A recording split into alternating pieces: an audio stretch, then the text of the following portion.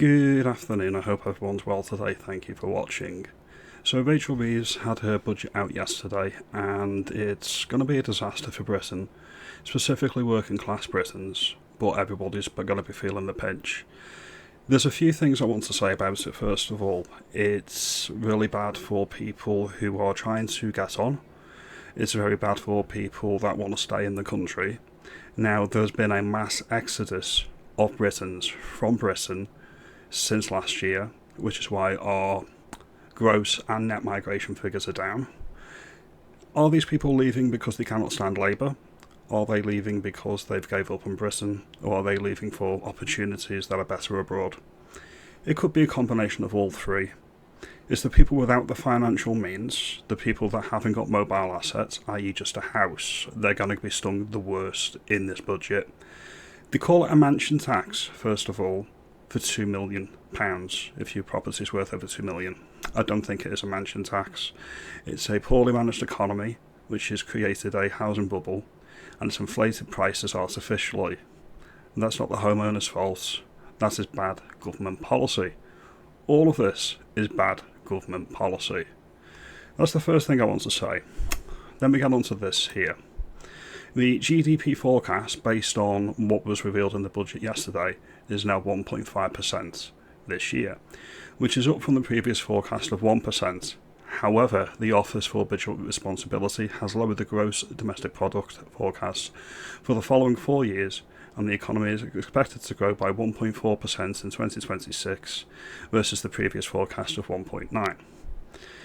People don't look at these things because they're separated, but if your growth is outstripped by inflation, which it is here, because inflation in the UK is 3.6%, then you are in recession, regardless of how the government will try to spin it.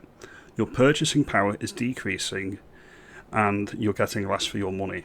And that again is down to government printing money during the pandemic and in 2008. Quantitative easing, which was brought in under the last Labour government, is responsible for the loss of value in the pound in your pocket.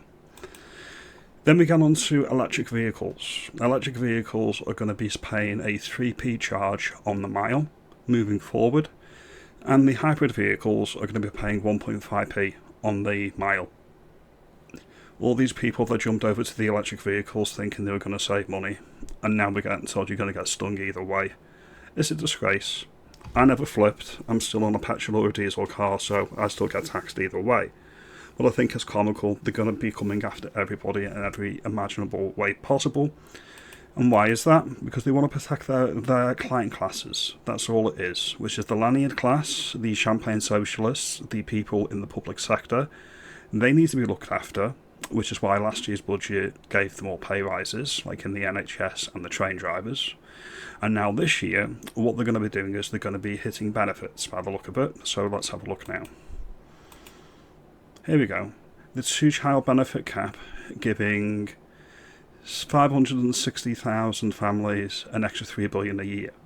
Apparently this is great. This is wonderful for the British people. Hold your horses, because I have a bridge or two I want to sell you. Look at this. The last time we were actually in replacement rate population was 1972. And the replacement rate is 1.2 children. Oh, sorry, 2.1 children. So if that's the case, it doesn't take Sherlock Holmes to tell you where these benefits are going to be going. It's going to be going to the substitute population, and we are being forced to pay for it. This is a disgrace. There's some people that may argue that Reform UK was going to lift the benefit cap off 2 children, but they were going to specifically target it to British citizens, rather than Abdul from Kabul that I arrived here yesterday. So there is a big distinction there. These are some of the takeaways that I've got from the budget. And then finally we've got this one here, which is the minimum wage is going to be increasing from £12.21 to £12.71. I believe this will be for over 25s. The problem is, when you outprice the minimum wage jobs, the companies will either hire less staff, or they will demand more from their staff, or they will just send these jobs abroad with a minimum wage and the employment standards are lower. I've seen this happen personally in my industry, the service industry. I've seen it happening, outsourcing all the jobs to India. And if they're not outsourcing the jobs to India, they're bringing the Indians in to undercut the native British people, because the national insurance hike that employees have to pay on their staff only applies to British people. It doesn't apply to the ones that you import. These are just some of my takeaways from the budget. Obviously, there's much more that I could discuss and there's much more that I could go into, but if I did that, I would be here for 5 hours, and Rachel Thieves doesn't deserve that much of my time. Do you think, like me, that the economic sabotage that the Labour Party is inflicting on the country is treason?